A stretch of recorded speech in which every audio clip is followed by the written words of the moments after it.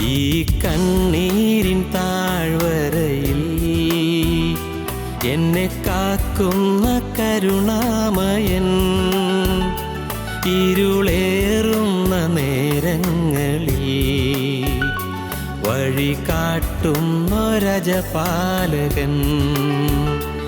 ഈ കണ്ണീരിൻ താഴ്വരയിൽ എന്നെ കാക്കുന്ന കരുണാമയൻ, ഇരുളേറുന്ന നേരങ്ങളിൽ വഴി കാട്ടുന്നൊരജപാലകൻ.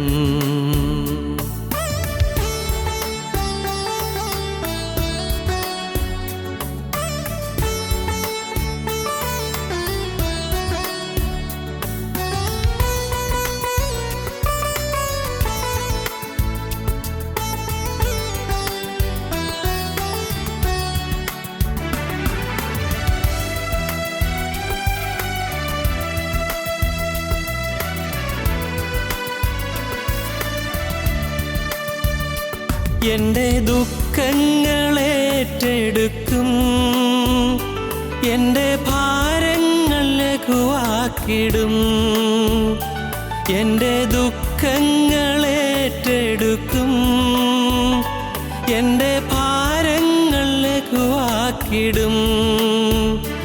എൻ്റെ കണ്ണീരു കണ്ടാലോടിയെത്തും, തൻ്റെ മാറോടു ചേർത്തെന്നെ ഉറക്കും.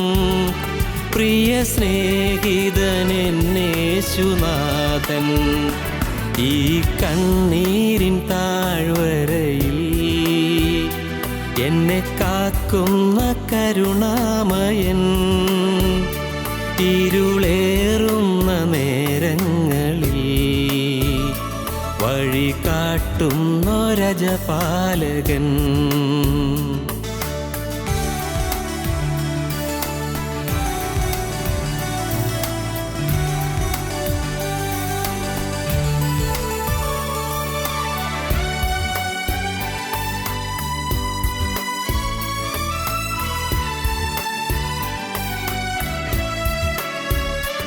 എന്നിൽ സുഹൃതങ്ങൾ അവൻ നിറയ്ക്കും, എൻ്റെ കുറവെല്ലാം ഏറ്റെടുക്കും.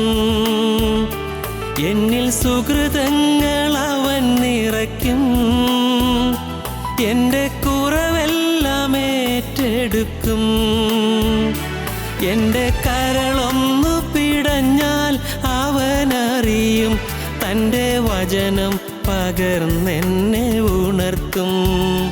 നല്ല സ്നേഹിതനെന്നേശുനാഥൻ, ഈ കണ്ണീരിൻ താഴ്വരയിൽ എന്നെ കാക്കുന്ന കരുണാമയൻ, ഇരുളേറുന്ന നേരങ്ങളിൽ വഴി കാട്ടുന്നൊരജപാലകൻ.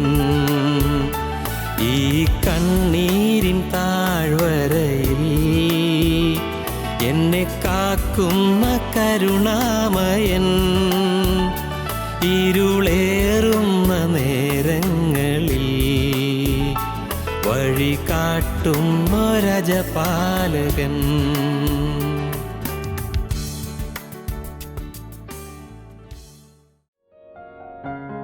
ഞങ്ങളും ക്രൂശിക്കപ്പെട്ട ക്രിസ്തുവിനെ പ്രസംഗിക്കുന്നു. വെളിപ്പാട് പുസ്തകം 2-ാം അധ്യായം 1-ാം വാക്യം മുതൽ നമുക്ക് വായിക്കാം. വെളിപ്പാട് 2-ന്റെ 1-ാം വാക്യം മുതൽ. എഫേസോസിലെ സഭയുടെ ദൂതനെ എഴുതുക. 7 നക്ഷത്രം വലങ്കയ്യിൽ പിടിച്ചും കൊണ്ട് 7 പൊൻ നിലവിളക്കുകളുടെ നടുവിൽ നടക്കുന്നവൻ അരുളി ചെയ്യുന്നത്: ഞാൻ നിന്റെ പ്രവൃത്തിയും പ്രയത്നവും സഹിഷ്ണുതയും കൊള്ളരുതാത്തവരെ നിനക്ക് സഹിച്ചുകൂടാത്തതും അപ്പോസ്തോലന്മാരല്ലാതിരിക്കെ തങ്ങൾ അപ്പോസ്തോലന്മാരെന്ന് പറയുന്നവരെ നീ പരീക്ഷിച്ച് കള്ളന്മാരെന്ന് കണ്ടതും നിനക്ക് സഹിഷ്ണുതയുള്ളതും എൻ്റെ നാമനിമിത്തം നീ സഹിച്ചതും തളർന്നു പോകാഞ്ഞെന്ന് ഞാൻ അറിയുന്നു. എങ്കിലും നിന്റെ ആദ്യ സ്നേഹം വിട്ടുകളഞ്ഞുവെന്ന് ഒരു കുറ്റം നിന്നെക്കുറിച്ച് പറവാനുണ്ട്. നീ ഏതിൽ നിന്ന് വീണിരിക്കുന്നുവെന്നോർത്ത് മാനസാന്തരപ്പെട്ട് ആദ്യത്തെ പ്രവൃത്തി ചെയ്യുക. അല്ലാഞ്ഞാൽ ഞാൻ വരികയും നീ മാനസാന്തരപ്പെടാഞ്ഞാൽ നിന്റെ നിലവിളക്ക് അതിൻ്റെ നിലയിൽ നിന്ന് നീക്കുകയും ചെയ്യും. എങ്കിലും നിക്കോലാവരുടെ നടപ്പ് നീ പകയ്ക്കുന്നുവെന്നൊരു നന്മ നിനക്കുണ്ട്. അത് ഞാനും പകയ്ക്കുന്നു. ആത്മാവ് സഭകളോട് പറയുന്നതെന്തെന്ന് ചെവിയുള്ളവൻ കേൾക്കട്ടെ. ദൈവത്തിന് സ്തോത്രം. എഫേസോസിലെ സഭയ്ക്കുള്ള ദൂതാണത്. എഫേസോസിലെ സഭയെ നയിക്കുന്ന നേതൃസ്ഥാനത്തുള്ള ദൈവദാസനുള്ളതായ ദൂതാണ്. ആ സഭയെക്കുറിച്ചുള്ളതായ ദൈവത്തിൻ്റെ വ്യക്തമായ കാഴ്ചപ്പാടാണ് ഇവിടെ നാം കാണുന്നത്. ആ സഭയ്ക്ക് അനേകം ഗുണങ്ങളുണ്ടായിരുന്നു, അനേകം ഗുണങ്ങൾ. എന്നാൽ ഈ ഗുണങ്ങളെല്ലാം ഉണ്ടായിരുന്നപ്പോഴും കാതലായ ഒന്ന് നഷ്ടപ്പെട്ടു പോയിരുന്നു. എന്നാൽ അത് ആ എഫേസോസ് സഭയ്ക്ക് ഉണ്ടായിരുന്നു മുമ്പ്. സ്നേഹം, ദൈവത്തോട് സ്നേഹം, മനുഷ്യരോടും സ്നേഹം, അതുണ്ടായിരുന്നു. സ്നേഹത്തിൻ്റെ ഒരു നല്ല സഭയായിരുന്നു എഫേസോസിലെ സഭ. ശ്രദ്ധിച്ച് വായിച്ചാൽ കാണാം, എഫേസ്യ ലേഖനത്തിൽ അപ്പോസ്തലനായ പൗലോസ് പറയുന്നുണ്ട്, ആവർത്തിച്ച് പറയുന്നുണ്ട് സ്നേഹം എന്ന വാക്ക്. സൂക്ഷിച്ചാൽ കാണാം 20 പ്രാവശ്യം സ്നേഹം എന്ന വാക്ക് സെൻറ്റ് പോൾ എഫേസ്യ സഭയ്ക്കുള്ള ലേഖനത്തിൽ ഉപയോഗിക്കുന്നുണ്ട്. സ്നേഹം, ആ സഭയുടെ മുഖമുദ്ര സ്നേഹമായിരുന്നു. ആ സഭയ്ക്ക് ക്രിസ്തുവിനോട് വലിയ സ്നേഹം ഉണ്ടായിരുന്നു. ആ സഭയ്ക്ക് ക്രിസ്തുവിനുള്ളതായ ഒരു ഭക്തി ഉണ്ടായിരുന്നു, ഭയഭക്തി ഉണ്ടായിരുന്നു. ആ സഭയ്ക്ക് പരസ്പര സ്നേഹം ഉണ്ടായിരുന്നു. മറ്റ് പല ഗുണങ്ങളും ആ സഭയ്ക്കുണ്ട്. അതാണ് നാം ആദ്യം കണ്ടത്. എന്താണ്? അതൊരു പ്രത്യേക സഭയായിരുന്നു. It was a serving church. അത് സേവനമനുഷ്ഠിക്കുന്ന സഭയായിരുന്നു. 1. 2, it was a sacrificing church. അത് ത്യാഗം സഹിക്കുന്ന സഭയായിരുന്നു. 3, it was a steadfast church. അത് സ്ഥിരതയോടുകൂടി നിൽക്കുന്ന സഭയായിരുന്നു. 4, it was a separated church. 5, it was a suffering church. ഇതെല്ലാ ഗുണങ്ങളുണ്ടായിരുന്നു. ഇന്നും ആ നന്മകൾ ആ സഭയ്ക്കുണ്ട് താനും. നമ്മളും അങ്ങനെയാണ്. ഒരു കാലത്ത് ദൈവസ്നേഹം പിടികിട്ടി, നമുക്കൊരു വലിയ മധുരം കിട്ടി, ഹൃദയത്തിൽ ഒരു വലിയ ആനന്ദം അലതല്ലി.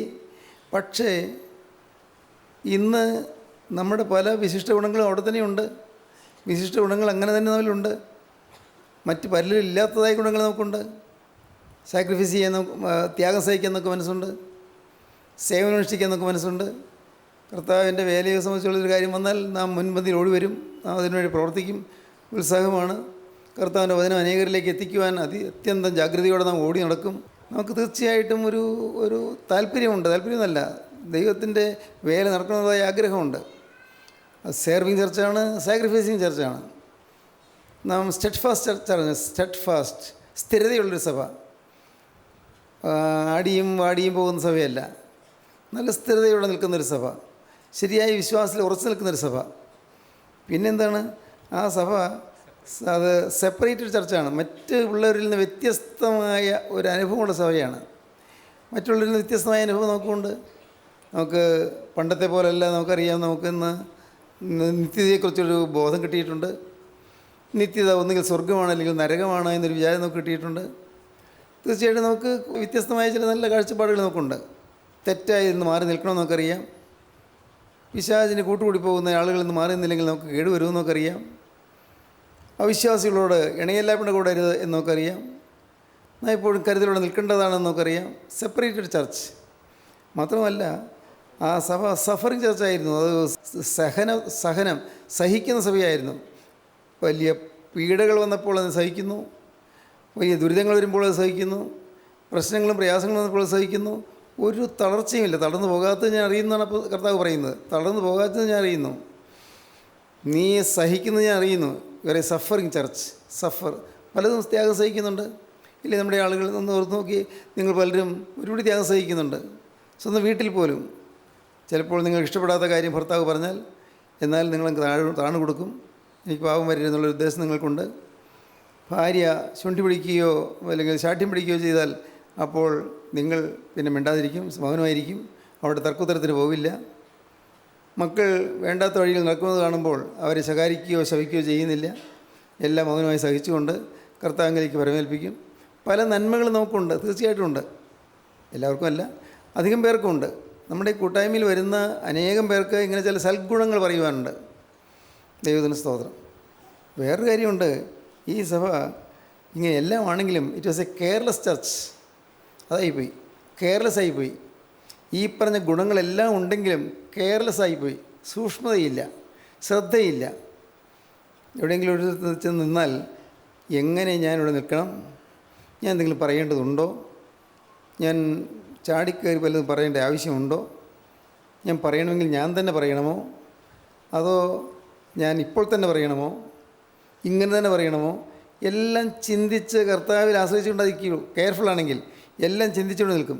പക്ഷേ നമ്മിൽ പലരും കെയർലെസ്സായി. നാം പൊതുവായ ഭൗതിക രംഗങ്ങളിലൊക്കെ നിൽക്കുമ്പോൾ കെയർലെസ്സാണ്, ശ്രദ്ധയില്ല. നമ്മൾ വീട്ടിൽ മക്കളോടോ മരുമക്കളോടോ പെരുമാറുമ്പോൾ കെയർലെസ്സാണ്. നമ്മുടെ പല സംസാര രീതികളും കെയർലെസ്സായിട്ടാണ്, ശ്രദ്ധയില്ലാതെയാണ്. എൻ്റെ കർത്താവ് കാണുന്നല്ലോ എന്നുള്ള ഭയം ഇപ്പോൾ പോയിരിക്കുന്നു. എൻ്റെ യേശു കാണുമല്ലോ, അയ്യോ യേശു വേദനിക്കുമോ എന്ന് ചിന്തിക്കുന്നില്ല. അലസരായിപ്പോയി. കെയർലെസ് ചർച്ച്, അത് സ്ലഗ്ഗിഷ് ചർച്ച്. സ്ലഗ്ഗിഷ്, ഉദാസീനതയുള്ള സഭ, മടി പിടിച്ച സഭ, സ്ലഗ്ഗിഷാണ്. ഒരു ചലനാത്മകത്വമില്ല. പ്രിയപ്പെട്ടവരെ, ഇതെല്ലാം നമ്മുടെ ഓരോരുത്തരുടെയും ജീവിതത്തേക്ക് നോക്കിയാൽ കാണാം. നമ്മുടെ ജീവിതത്തിൽ ആത്മീയമായി മുന്നേറ്റം കിട്ടുന്നില്ലെങ്കിൽ തക്ക കാരണമുണ്ട്.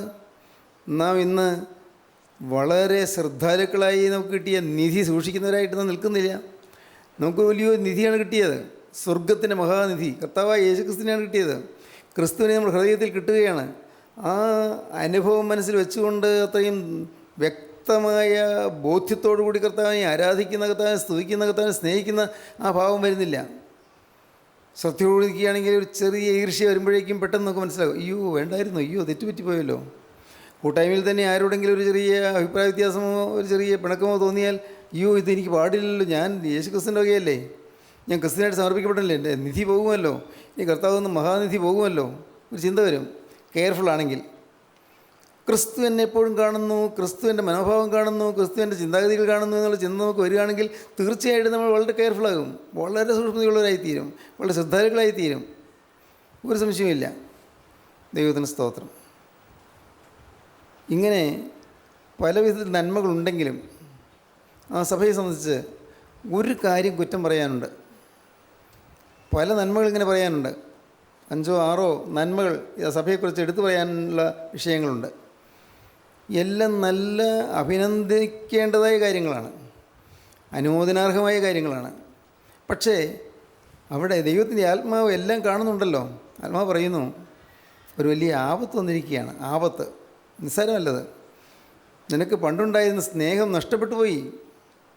പല ചിന്താക്കുഴപ്പങ്ങൾ വന്നതായിരിക്കാം, അല്ലെങ്കിൽ കൂട്ടായ്മയിൽ തന്നെ ചിലർ എന്തെങ്കിലും പറഞ്ഞത് നിങ്ങളുടെ ഹൃദയത്തിൽ ഇഷ്ടപ്പെടാതെ പോയതായിരിക്കാം, അതല്ലെങ്കിൽ ആരെങ്കിലും നിങ്ങളോട് പെരുമാറിയതിൽ നിങ്ങൾക്ക് ഒരു ചെറിയ ഇഷ്ടക്കുറവ് വന്നതായിരിക്കാം, നിങ്ങളെ വേണ്ടതുപോലെ ഗവനിച്ചില്ല എന്നുള്ള ചിന്തയായിരിക്കാം, നിങ്ങൾക്ക് വേണ്ടത്ര ആദരവ് തന്നില്ല എന്നുള്ള ചിന്തയായിരിക്കാം, നിങ്ങളെ മാനിച്ചില്ല എന്നുള്ള ചിന്തയായിരിക്കാം. ഇങ്ങനെ ഏതെങ്കിലും എല്ലാം ഉള്ള ചിന്തകൾ. അങ്ങനെ ആ ചിന്തകളുടെ പിന്നിൽ പൈശാചികൻ്റെ കെണിയുണ്ടായെന്ന് നിങ്ങൾ അറിയുന്നില്ല. ഫലമോ ആദ്യ സ്നേഹം വറ്റിപ്പോയി. നിറഞ്ഞ് കവിഞ്ഞിരുന്ന കിണറിൽ വെള്ളം വറ്റിപ്പോയി, ഉറവ് വറ്റിപ്പോയി. ഒരു സമയത്ത് തീയായി സാക്ഷ്യം പറഞ്ഞവരുടെ തീയെല്ലാം കെട്ടുപോയി. ഒരു കാലത്ത് നല്ല സ്നേഹത്തിൻ്റെ ആർദ്രഭാവത്തോടെ ഓരോരുത്തരോട് സംസാരിച്ചുകൊണ്ടിരുന്നവർ ഇപ്പോൾ കോപം സ്ഫുരിക്കുന്ന, അല്ലെങ്കിൽ മുള്ളുവാക്ക് പറയുന്ന, അല്ലെങ്കിൽ കുത്തുവാക്ക് പറയുന്ന രീതിയിൽ സംസാരിച്ചു തുടങ്ങിയിരിക്കുന്നു. എങ്ങനെ വന്നതിന് കാരണം ഇതാണ്, ആദ്യ സ്നേഹം നഷ്ടപ്പെടുത്തി കളഞ്ഞു. ആദ്യ സ്നേഹം എന്ന് പറഞ്ഞ ഒരു മഹാഭാഗ്യം നമുക്ക് കിട്ടിയതായിരുന്നു. എങ്കിലും നിന്നെക്കുറിച്ച് ഒരു കുറ്റം പറയുവാനുണ്ട്. ഒരു കുറ്റം, മറ്റെല്ലാ തിന്മകളും ഉണ്ട്, പക്ഷേ ഒരു കുറ്റം നിന്നെക്കുറിച്ച് പറയുവാനുണ്ട്. നിൻ്റെ ആദ്യ സ്നേഹം വിട്ടുകളഞ്ഞെന്ന് ഒരു കുറ്റം നിന്നെക്കുറിച്ച് പറയുവാനുണ്ട്. ആദ്യ സ്നേഹം നാം പല ദിവസങ്ങളായി ചിന്തിച്ച് വരികയല്ലേ ഇത്. ആദ്യ സ്നേഹം വിട്ടുകളഞ്ഞു. ആദ്യ സ്നേഹം വിട്ടുകളഞ്ഞെന്ന് ഒരു കുറ്റം നിന്നെക്കുറിച്ച് പറയുവാനുണ്ട്. ആകയാൽ നീ ഏതിൽ നിന്ന് വീണിരിക്കുന്നു എന്ന് ഓർത്ത് മാനസാന്തരപ്പെട്ട് നിൻ്റെ ആദ്യത്തെ പ്രവൃത്തി ചെയ്യുക. ആദ്യം നിനക്കുണ്ടായിരുന്ന സ്നേഹത്തിൻ്റെ ലഹരിപ്പിക്കുന്ന അനുഭവത്തിൻ്റെ ആ ആസ്വാദ്യതയിലേക്ക് നീ മടങ്ങി വരിക. നിൻ്റെ ആദ്യ സ്നേഹം വിട്ടുകളഞ്ഞുവെന്ന് ഒരു കുറ്റം നിനക്കുറിച്ച് പറയുവാനുണ്ട്. ആകയാൽ നീ ഏതിൽ നിന്ന് വീണിരിക്കുന്നു എന്ന് ഓർത്ത് നീ ചെന്ന് കണ്ടുപിടിക്കണം, എവിടെയാണ് നീ വീഴ്ച പറ്റിയത്. എൻ്റെ ഉള്ളത്തിൽ നിന്ന് പരിശുദ്ധാത്മാവ് മാറിപ്പോയത് എവിടെ വെച്ചാണ്? കർത്താവ് കുറേ നാൾ ദുഃഖിച്ചിരുന്നു, പിന്നീട് കർത്താവ് എന്നെ വിട്ടുപോയല്ലോ, എവിടെ വെച്ചാണ് നഷ്ടപ്പെടാൻ വന്നത്? തിരിച്ചറിയണം. നിൻ്റെ ആദ്യ സ്നേഹം വിട്ടുകളഞ്ഞു എന്നൊരു കുറ്റം നിന്നെക്കുറിച്ച് പറയുവാനുണ്ട്. നീ ഏതിൽ നിന്ന് വീണ്ടിരിക്കുന്നു എന്നോർത്ത് മാനസാന്തരപ്പെട്ട് നിൻ്റെ ആദ്യത്തെ പ്രവൃത്തി ചെയ്യുക. അല്ല ഞാൻ നീ തയ്യാറായില്ലെങ്കിൽ വരാൻ പോകുന്ന കാര്യം പറഞ്ഞു തരാം. അല്ലാഞ്ഞാൽ ഞാൻ വരും. ഞാൻ വരികയും നിൻ്റെ നിലവിളക്ക് അതിൻ്റെ നിലയിൽ നീക്കുകയും ചെയ്യും. കത്തിക്കൊണ്ടിരുന്ന നിലവിളക്കാണ്. ഇപ്പോൾ നിലവിളക്ക് കത്തുന്നില്ല, എണ്ണ വറ്റിപ്പോയി, ദീപം കെട്ടുപോയി. ഇപ്പോൾ അത് മാത്രമല്ല, ആ വിളക്ക് പോലും അതിൻ്റെ സ്റ്റാൻഡിൽ നിന്ന് മാറ്റിക്കളയും. അത് ഭയങ്കരമാണ്. കത്തിക്കൊണ്ടിരുന്ന വിളക്ക് കെട്ടുപോയി, ആ വിളക്കിൻ്റെ പഴുതുകളുണ്ടെങ്കിലും അതിനകത്ത് തിരിയില്ല, അതിനകത്ത് എണ്ണയില്ല, എല്ലാം ശൂന്യമായി പോയി. സംഭവിച്ചത് എന്താണ്? അതിൻ്റെ നിലയിൽ നിന്ന് ഞാൻ നീക്കിക്കളയുകയും ചെയ്യും. അതിൻ്റെ ലാമ്പ് സ്റ്റാൻഡ്, വിളക്ക് വയ്ക്കാനുള്ളൊരു നിലയുണ്ടല്ലോ, അതിൻ്റെ നില, അതിൻ്റെ സ്റ്റാൻഡ്, ആ സ്റ്റാൻഡിൽ നിന്ന് ഞാൻ നീക്കിക്കളയും. പ്രിയപ്പെട്ടവർ, ഇന്നിത് കേട്ടുകൊണ്ടിരിക്കുമ്പോൾ നിങ്ങൾ ദയവായി ചിന്തിക്കണം, എൻ്റെ അനുഭവം എന്താണ്? എൻ്റെ ജീവിതം എങ്ങനെയാണ്? വാസ്തവത്തിൽ ഞാൻ ആദ്യ സ്നേഹത്തിൽ നിൽക്കുകയാണോ? ആദ്യ സ്നേഹത്തിൻ്റെ ആ മധുരീകരിക്കുന്ന, മാധുര്യമാർന്ന സ്നേഹത്തിൻ്റെ ആർദ്രഭാവം എന്നിൽ ഇപ്പോഴും ഉണ്ടോ? എൻ്റെ ഹൃദയത്തിൽ ക്രിസ്തുവിനുള്ളതായ സ്നേഹം കത്തി ജ്വലിക്കുന്നുണ്ടോ? പ്രിയപ്പെട്ടവരെ, സത്യമാണ്, ഈ സ്നേഹം നമുക്ക് കിട്ടിയാൽ ഉള്ളിൽ കത്തി തുടങ്ങും. സ്നേഹം കിട്ടിയാൽ വചനം കേൾക്കുമ്പോൾ ഉള്ളം കത്തിക്കൊണ്ടിരിക്കും. എമ്മൂസിലേക്ക് പോയ ശിഷ്യന്മാർ കർത്താവോടെ കൂടെ ചേർന്ന് നടന്നപ്പോൾ കർത്താവാണെന്ന് അറിഞ്ഞില്ല. പക്ഷേ കർത്താവ് സംസാരിച്ചു കൊണ്ടിരുന്നപ്പോൾ അവരുടെ ഹൃദയം കത്തിക്കൊണ്ടിരുന്നു. കർത്താവാണ് കൂടെ ഉള്ളതെന്ന് അവർ മനസ്സിലാക്കിയില്ല. ഏതോ അപരിചിതനായ ഒരു മനുഷ്യൻ, പരദേശിയായ ഒരാൾ വന്നിരിക്കുന്നു, ആൾ പറയുന്നു എന്നേ ചിന്തിച്ചുള്ളൂ. ഈ അപരിചിതനായ മനുഷ്യൻ വന്ന് ഞങ്ങളോട് പറയുന്നു, പക്ഷേ പറഞ്ഞുകൊണ്ടിരിക്കുമ്പോൾ ഞങ്ങളുടെ ഉള്ളിൽ കത്തുന്നു. അവൻ നമ്മോട് സംസാരിച്ചു കൊണ്ടിരുന്നപ്പോൾ നമ്മുടെ ഉള്ളം കത്തിക്കൊണ്ടിരുന്നില്ലയോ എന്നവർ പരസ്പരം പിന്നീട് പറയുന്നുണ്ട്. ഇന്ന് നമുക്ക് വചനം കേൾക്കുമ്പോൾ ഉള്ളം കത്തുന്നുണ്ടോ? ഒരു സമയത്ത് നിങ്ങൾ വചനം കേട്ടപ്പോൾ ഉള്ളിൽ കത്തിക്കൊണ്ടിരുന്നു. ഒന്ന് ചിന്തിച്ച് നോക്കൂ. ഒരു സമയത്ത് നിങ്ങൾ വചനം കേൾക്കുമ്പോൾ ഹൃദയം കത്തിക്കൊണ്ടിരുന്നു, കത്തി ജ്വലിച്ചുകൊണ്ടിരുന്നു. വരുന്ന വചനത്തിൻ്റെ തീയെല്ലാം നമ്മളിങ്ങനെ ആവാഹിച്ചെടുത്തുകൊണ്ടിരുന്നു. ആസ്വദിച്ച് ആനന്ദിച്ച് മധുരപരമായ അനുഭവം നമുക്ക് വീണ്ടും വീണ്ടും ലഭിക്കാനായിട്ട് നാം ആഗ്രഹിച്ച് കാത്തുകൊണ്ടിരുന്നു. ഇന്ന് പ്രസംഗമാണ്, കേൾക്കട്ടെ, ഉള്ള കുഴപ്പമില്ല, എന്നും വരുന്നതല്ലേ. പിന്നെ എനിക്കറിയാം, ഞാൻ മനസ്സറിഞ്ഞ് വേണ്ടതെന്ന് പോകുന്നില്ല, വൃത്തികെട്ട ജീവിതം നയിക്കുന്നില്ല. കുറേ മനുഷ്യർ പാവം എന്ന് പറയുന്നത് മദ്യപാനമോ വ്യഭിചാരമോ കൊള്ളയോ കവർച്ചയോ അതൊന്നും എനിക്കില്ല. പിന്നെ മനുഷ്യനിലെ ചില ബലഹീനതകളൊക്കെ ഉണ്ട്, ചില ബലഹീനതകൾ. ഞാൻ ഒരിക്കൽ ക്രിസ്തുവിന് വേണ്ടി സമർപ്പിച്ചതല്ലേ, അതുകൊണ്ട് കർത്താവ് എന്നെ കളയുകയില്ല, കർത്താവ് എന്നെ നശിപ്പിക്കുകയില്ല, കർത്താവ് എന്നെ തള്ളിക്കളയുകയില്ല. ഇങ്ങനെയുള്ള ഒരു മൂഢമായ ധാരണയിലാണ് അനേകർ കഴിഞ്ഞു കൂടുന്നത്. മൂഢമായ ധാരണ, ശരിയായ ധാരണയല്ല. പ്രിയപ്പെട്ടവരെ, നിങ്ങൾ ചിന്തിക്കൂ, നിങ്ങളുടെ ജീവിതത്തിൽ ഈ അപാകത എവിടെയെങ്കിലും വന്നിട്ടുണ്ടോ എന്ന്. ആദ്യ സ്നേഹത്തിൻ്റെ മാധുര്യം നഷ്ടപ്പെട്ടോ എന്ന്. ആദ്യ സ്നേഹത്തിൻ്റെ ലഹരി എന്ന് ഞാൻ പറയട്ടെ, ലഹരി നഷ്ടപ്പെട്ടോ എന്ന്. ദൈവത്തിന് സ്തോത്രം. നിങ്ങൾ വേല ചെയ്തുകൊണ്ടിരിക്കും, വേല തുടർന്നുകൊണ്ടിരിക്കും, കർത്താവിൻ്റെ വേലയിൽ പങ്കാളികളായിരിക്കും. നിങ്ങൾ കർത്താവിൻ്റെ വേലയ്ക്ക് വേണ്ടി എന്ത് ത്യാഗം സഹിക്കാൻ തയ്യാറാണ്. എല്ലാം ഉണ്ട്, പല നന്മകളുണ്ട്. സ്തോത്രം. ഞാൻ ഈ ആദ്യ സ്നേഹത്തിൻ്റെ മാധുര്യം കിട്ടിയ ഒരു ഭാഗ്യവാനാണ് ഞാൻ. പക്ഷേ ഈ ആദ്യ സ്നേഹം കുറഞ്ഞു വന്നതെന്ന് ഞാൻ അറിഞ്ഞില്ല. കാരണം ഞാൻ ഓടി നടന്ന് വേല ചെയ്യുകയാണ്, കർത്താവിൻ്റെ വചനം പറയുകയാണ്. ഞാനിപ്പോഴും ഓർക്കുന്നത് എന്തൊരു രസകരമായ അനുഭവമായിരുന്നു. വേറെ ചിന്തയൊന്നുമില്ല. ആത്മാക്കളെ നേടുക, സത്യവചനം ജനത്തിന് കൊടുക്കുക. ഓരോ വീടുകളിൽ ചെന്ന് വചനം പറഞ്ഞിട്ട് അവിടെ ഏതെങ്കിലും ഒരു വീട്ടിൽ കൂടി സന്ധ്യയ്ക്ക് കൂടിയിരുന്ന് പ്രാർത്ഥിക്കും. ഓരോരുത്തരോട് വ്യക്തിപരമായി സംസാരിക്കും. എന്നിട്ട് രാത്രി 10 ആകുമ്പോഴേക്കും ഞങ്ങൾ മടങ്ങിയെത്തും. ദൈവത്തിന് സ്തോത്രം. അന്നിങ്ങനെ ലഹരി പിടിച്ച് ഓടുന്ന കാലമായിരുന്നു, കർത്താവിൻ്റെ വചനത്തിന് വേണ്ടി ഓടുന്ന കാലം. പലരും അതൊന്നും മനസ്സിലാക്കിയില്ല, പലരും പുച്ഛിക്കുകയും പരിഹസിക്കുകയൊക്കെ ചെയ്തു. എങ്കിലും ഞങ്ങൾക്കത് ആനന്ദത്തിൻ്റെ കാലമായിരുന്നു, വലിയ ലഹരിപ്പിക്കുന്ന കാലമായിരുന്നു. പക്ഷേ എൻ്റെ ആദ്യ സ്നേഹം കുറയുമെന്ന് ഞാൻ അറിഞ്ഞില്ല. ആദ്യ സ്നേഹം കുറഞ്ഞു പോകുമെന്ന് ഞാൻ അറിഞ്ഞേയില്ല. അതാണ് ഒരു അപകടകരമായ കാര്യം. അതാണ്. ദൈവത്തിന് സ്തോത്രം. ഞാൻ ഒരു സംഭവം ഓർക്കുന്നു. ഒഡീസി ഇലിയഡ് എന്ന് പറയുന്നുണ്ട്, ഇതിഹാസങ്ങളുണ്ട്. ഒഡീസി ഇലിയഡ് പ്രസിദ്ധമായ 2 ഇതിഹാസങ്ങളാണ്. ഒരു നാട്ടിൽ ട്രോയ് നഗരം പിടിക്കാനായിട്ട് ശത്രുസൈന്യം വന്നു. ട്രോയ് നഗരം ശത്രുസൈന്യം വന്ന് ആ നഗരം പിടിക്കാനായിട്ട് വന്നു. പക്ഷേ ട്രോയിലുള്ള ധീരയോദ്ധാക്കൾ അവരോട് എതിർത്തു. അവരെല്ലാവരെയും തോൽപ്പിച്ച് ഓടിച്ചു. എല്ലാവരും ഓടിപ്പോയി. പക്ഷേ ആ ട്രോയിലുള്ളവർ നോക്കിയപ്പോൾ ഇവരെല്ലാം എല്ലാം അട്ടച്ച് പോയല്ലോ, സന്തോഷമായി, അവർ തോറ്റുപോയല്ലോ.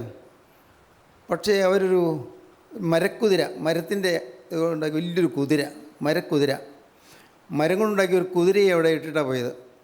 മണ്ടന്മാരത് കൊണ്ടുപോയില്ലല്ലോ, അത് നമുക്കിരിക്കട്ടെ. അവരുടെ ഈ കുതിരയെ കൊണ്ടുപോകാൻ വിഷമമായിട്ടായിരിക്കും കൊണ്ടുപോയില്ലല്ലോ എന്ന് ഓർത്തു. അവർ ആ കുതിരയെ വലിയ എതിരേറ്റ് ആർപ്പോളിയോടുകൂടി സന്തോഷത്തോടുകൂടി കൊണ്ടുവന്നു അവരുടെ നഗരത്തിനകത്താക്കി. നഗരത്തിനകത്ത് കുതിരയെ കൊണ്ടുവന്ന് ഒരു സ്ഥലത്ത് മരക്കുതിരയെ വെച്ചു. എന്നിട്ട് സുഖമായി കിടന്നുറങ്ങി. നമ്മൾ ജയിച്ചല്ലോ എന്നുള്ള സന്തോഷത്തോടുകൂടി. രാത്രിയിൽ ഈ മരക്കുതിരയുടെ അകത്ത് സൈന്യം ഉണ്ടായി, പട്ടാളക്കാരുണ്ടായിരുന്നു. ശത്രുക്കൾ ഈ മരക്കുതിരയുടെ അകത്ത് ഒളിച്ചിരിപ്പുണ്ടായിരുന്നു. ആർക്കറിയാൻ പറ്റില്ല. മരത്തിൻ്റെ കുതിര ഒരു പെട്ടകം പോലെയാണ്, ഒരു ചെറിയൊരു മേശ പോലെയോ ഒക്കെ ആണെന്ന് വിചാരിക്കാം, സങ്കല്പിക്കാം. ആ മരക്കുതിരയ്ക്കിടെ അകത്ത് 8-10 പടയാളികൾ ഒളിച്ചിരിപ്പുണ്ടായിരുന്നു. എല്ലാവരും സുഖമായിട്ട് കിടന്നുറങ്ങി, ജയിച്ചല്ലോ എന്ന് പറഞ്ഞ് ഉറങ്ങി. ആ സമയത്ത് ഈ പട്ടാളക്കാർ മരത്തിൻ്റെ വാതിൽ തുറന്ന് പുറത്തു വന്നു. ആ പെട്ടിയുടെ വാതിൽ തുറന്ന് പുറത്തു വന്നു. അവർ ട്രോയ് നഗരത്തിലെ ധീരന്മാരായ പടയാളികളെല്ലാം കൊന്നൊടുക്കി ട്രോയ് നഗരത്തെ നശിപ്പിച്ചു. അങ്ങനെ ശത്രുക്കൾ ട്രോയ് നഗരം പിടിച്ചെടുത്തു. ഒരു ഒളിച്ചുള്ള കടത്ത്, ആരും അറിഞ്ഞില്ല. ശത്രു ചെയ്യുന്നൊരു വലിയ കെണിയാണത്. എനിക്കും പറ്റിയത് അതാണ്. കർത്താവിൻ്റെ വേലയിൽ ഞാനിങ്ങനെ അത്യുത്സാഹത്തോടെ ഓടി നടന്നപ്പോൾ ഒളിച്ച് പിശാച് അകത്ത് കിടക്കുന്നുണ്ടെന്ന് ഞാൻ അറിഞ്ഞില്ല. എനിക്ക് ആത്മീയമായൊരു അഹങ്കാരം വന്നു, സ്വയം മഹത്വം വന്നു, സ്വയം പ്രശംസ വന്നു. എനിക്ക് വേദസ് അറിയാവുന്നൊരു ധാരണ വന്നു. ഒന്നും അറിഞ്ഞിട്ടല്ല, അറിയാവുന്നൊരു ധാരണ വന്നു. ഞാൻ പ്രസംഗിക്കുന്ന ആളുകൾക്ക് ഇഷ്ടമാണെന്നൊരു തോന്നൽ വന്നു.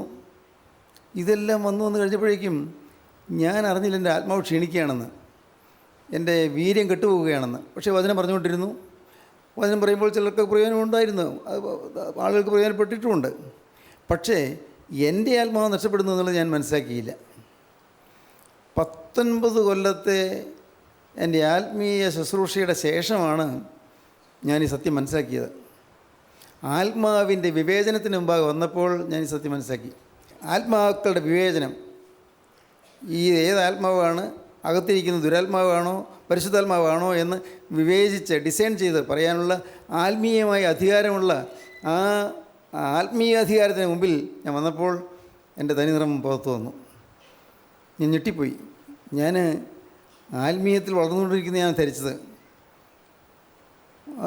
ഞാൻ ഓർക്കുന്നു, ഇപ്പോഴും ഞാൻ ഓർക്കുന്നു, അങ്ങ് തെങ്കര ആശ്രമത്തിൽ ഞാൻ ഒരു പുസ്തകം, അന്ന് ചെറിയൊരു ബുക്ക്ലെറ്റ് എഴുതിക്കൊണ്ട് ഞാനിവിടെ ഇരിക്കുകയാണ്. അപ്പോൾ വളരെ ശ്രേഷ്ഠന്മാരായി അനുഗ്രഹീതരായ ചില ദൈവപുരുഷന്മാർ അങ്ങോട്ട് വന്നു.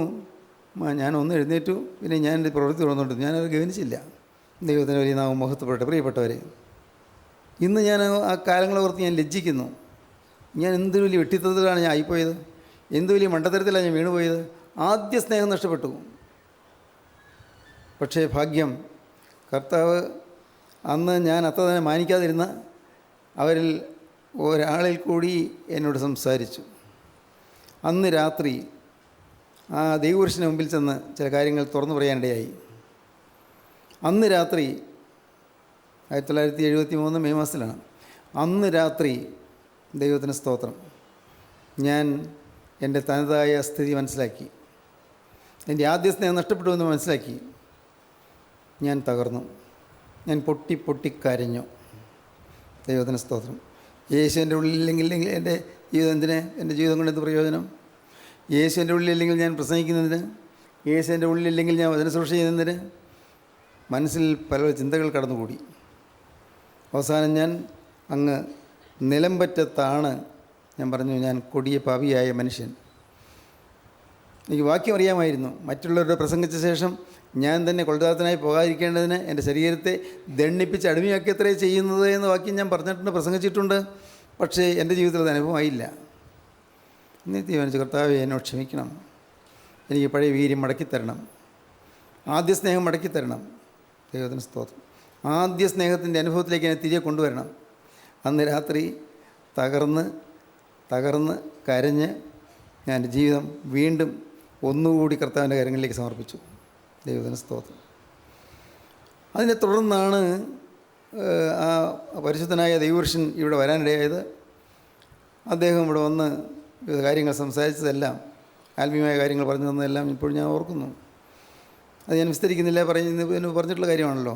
പക്ഷേ എൻ്റെ ജീവിതത്തിൽ കാതലായ ഒരു മാറ്റത്തിനത് മുഖാന്തരമായി തീർന്നു. ആദ്യ സ്നേഹത്തിലേക്ക് മടങ്ങി വരണമെന്നുള്ള ഈ ദാഹം എനിക്ക് വന്നു. എനിക്ക് വേറെ ഒന്നും വേണ്ട, എൻ്റെ യേശുവിനെ പ്രസാദിപ്പിച്ചാൽ മതി എന്നുള്ള ചിന്ത എനിക്ക് വന്നു. എനിക്ക് യാതൊന്നും ഭൗതികമായി ഒരു കാര്യവും വേണ്ട, എനിക്ക് യേശുവിനെ പ്രസാദിപ്പിച്ച് ജീവിച്ചാൽ മതി എന്നുള്ളൊരു ധാരണ എനിക്ക് വന്നു.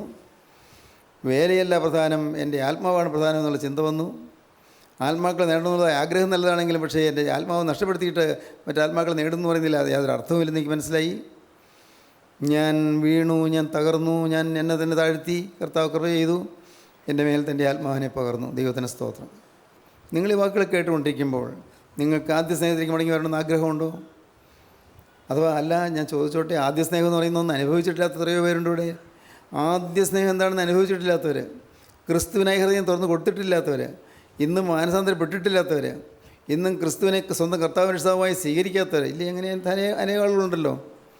അവർ ഇന്ന് തീർച്ചയായിട്ടും കർത്താവിനെ രക്ഷിതാവായി നിങ്ങളുടെ ഹൃദയത്തിൽ കൈക്കൊണ്ടാൽ നിങ്ങൾക്ക് ആദ്യ സ്നേഹം ലഭിക്കും. കർത്താവിൻ്റെ ആ ക്രൂശിലെ സ്നേഹം നിങ്ങളുടെ ഹൃദയത്തിലേക്ക് ഒഴുകി വരും, നിങ്ങൾക്ക് മനസ്സിലാകും. നിങ്ങൾ തന്നെ പറയും, വേറെ ആരും പറഞ്ഞു തരണ്ട, യേശുവിനെ എനിക്ക് കിട്ടി എന്ന് നിങ്ങൾ തന്നെ സന്തോഷത്തോടെ പറയും. യേശുവിനെ എനിക്ക് കിട്ടി. നമുക്ക് അഭിമാനിക്കാൻ ഒന്നുമില്ല. അഭിമാനിക്കാൻ വിദ്യാഭ്യാസമില്ല, എൻ്റെ ജോലിയില്ല, എൻ്റെ ശമ്പളമില്ല, എൻ്റെ മക്കളില്ല, എൻ്റെ മാതാപിതാക്കളില്ല, എൻ്റെ കുടുംബമഹിമയില്ല, ഒന്നുമില്ല. അഭിമാനിക്കാൻ ഒന്നുമില്ല എനിക്ക്. അഭിമാനിക്കാൻ എനിക്ക് എൻ്റെ യേശു മാത്രം, യേശുവിൽ മാത്രമേ പ്രശംസയുള്ളൂ എന്നുള്ള ഒരു വലിയ വ്യക്തമായ ബോധ്യം നമുക്ക് കിട്ടും. അപ്പോൾ നാം താഴ്ചയായി വീണ് കർത്താവോട് പറയും, കർത്താവേ എൻ്റെ ഹൃദയത്തെ തകർക്കണമേ. തകർന്നു നുറുങ്ങിയതുമായ ഹൃദയത്തെ നിരസിക്കുന്നില്ലല്ലോ. കർത്താവേ നിൻ്റെ ഹൃദയത്തേക്ക് എഴുന്നള്ളി വരണമേ. ഇന്ന് നിങ്ങൾക്ക് ആഗ്രഹമുണ്ടോ ഈ ഭാഗ്യങ്ങൾ ലഭിക്കാൻ? ഈ ആദ്യ സ്നേഹത്തേക്ക് വരാൻ നിങ്ങൾക്ക് ആഗ്രഹമുണ്ടോ? ഈ ആദ്യ സ്നേഹത്തിൻ്റെ മധുരിമയെ ആസ്വദിക്കാൻ നിങ്ങൾക്ക് താല്പര്യമുണ്ടോ? ആദ്യ സ്നേഹത്തിൻ്റെ ലഹരിയിൽ നിങ്ങൾക്ക് ആറാടാൻ നിങ്ങൾക്ക് ആഗ്രഹമുണ്ടോ? ആദ്യ സ്നേഹത്തിൻ്റെ മധുരിമയിൽ നിങ്ങൾ ദൈവത്തെ സ്തുതിക്കാൻ നിങ്ങൾക്ക് ആഗ്രഹമുണ്ടോ? ആദ്യകാല ലഹരിയിലേക്ക് മടങ്ങി വരാൻ നിങ്ങൾക്ക് ആഗ്രഹമുണ്ടോ? എങ്കിലിപ്പോൾ നിങ്ങൾ തന്നെ വിനയപ്പെടുത്തുകയും, കർത്താവേ അഭിമാനിക്കാൻ എനിക്ക് ഒന്നുമില്ല. എൻ്റെ പഴയ ചരിത്രം നോക്കിയാൽ അഭിമാനിക്കാൻ ഒന്നുമില്ല, എനിക്ക് ലജ്ജിക്കാനേ വകയുള്ളൂ. ഞാൻ ദൈവവേല ചെയ്തുകൊണ്ടിരുന്നപ്പോഴും ലജ്ജാകരമായ പലതും എൻ്റെ ഹൃദയത്തിലുണ്ടായിരുന്നു. ഇപ്പോൾ ഞാനത് മനസ്സിലാക്കുന്നു. അന്ന് ഇതൊന്നും എനിക്ക് മനസ്സിലായിരുന്നില്ല. ലജ്ജാകരമായ പല മോഹങ്ങളും ചില തെറ്റായ ചിന്താഗതികളും ചില തെറ്റായ വിചാരങ്ങളും വികാരങ്ങളും മ്ലേച്ഛമായ ആഗ്രഹങ്ങളും എനിക്കുണ്ടായിരുന്നു. എൻ്റെ കർത്താവേ, ഇപ്പോൾ നാഥ നീ എൻ്റെ ഹൃദയത്തെ ഒന്ന് തുറന്ന് എൻ്റെ ഹൃദയത്തിൽ നിന്ന് കഴുകണമേ നിങ്ങൾ പ്രാർത്ഥിക്കൂ. എൻ്റെ ഹൃദയത്തെ ഒന്ന് കഴുകിത്തരണമേ, എൻ്റെ ഹൃദയത്തെ വിശുദ്ധീകരിക്കണമേ, എൻ്റെ ഹൃദയത്തിലേക്ക് നിൻ്റെ ദിവ്യജീവൻ പകരണമേ, നിൻ്റെ പരിശുദ്ധാത്മാവിൻ്റെ തീക്ഷ്ണമായ പ്രകാശം എൻ്റെ ഹൃദയത്തിലേക്ക് കടന്നു വരണമേ, നിൻ്റെ പരിശുദ്ധാത്മാവിൻ്റെ നീർച്ചാട്ടം എൻ്റെ ഉള്ളത്തിലേക്ക് വരണമേ, എന്നെ നീ പുതുക്കണമേ, എന്നെ നീ പുതുതായി രൂപാന്തരപ്പെടുത്തണമേ. നിങ്ങൾ പ്രാർത്ഥിക്കൂ, അപ്പോൾ നിങ്ങൾക്ക് സമാധാനം ലഭിക്കും. ആദ്യ സ്നേഹത്തിൻ്റെ സന്തോഷം നിങ്ങൾക്ക് ലഭിക്കും. ദൈവത്തിന് സ്തോത്രം. പ്രാർത്ഥിപ്പീൻ, നമുക്ക് സമർപ്പിക്കാം. കാരുണ്യവാനായ ഞങ്ങളുടെ സ്വർഗീയ പിതാവേ, ഈ അനുഗ്രഹീത നിമിഷങ്ങൾക്കായി ഞങ്ങൾ നിന്നെ സ്തുതിക്കുന്നു, ഞങ്ങൾ നിന്നെ സ്തോത്രം ചെയ്യുന്നു. ഇതിന് മക്കൾ എല്ലാവരെയും തുടരണമേ കർത്താവേ, എല്ലാവരെയും അനുഗ്രഹിക്കണമേ കർത്താവേ, എല്ലാവരുടെ മേലും തൃക്കരം വയ്ക്കണമേ കർത്താവേ. മാനസാന്തരപ്പെടുവാനും അനുഭവിക്കുവാനും കർത്താവേ ആ അനുതാപത്തിൻ്റെ കണ്ണീര് ഒഴിക്കുവാനും മക്കൾക്ക് സംഗതിയാകണമേ എന്ന് പ്രാർത്ഥിക്കുന്നു. എല്ലാവരെയും അനുഗ്രഹിച്ച് പറഞ്ഞയക്കണമേ. യേശു ക്രിസ്തുവിൻ്റെ തേജസ്സുള്ള നാമത്തിൽ പ്രാർത്ഥിക്കുന്ന കൃപയോടെ കേൾക്കണം പിതാവേ. ആമീൻ. ഹല്ലേലൂയ.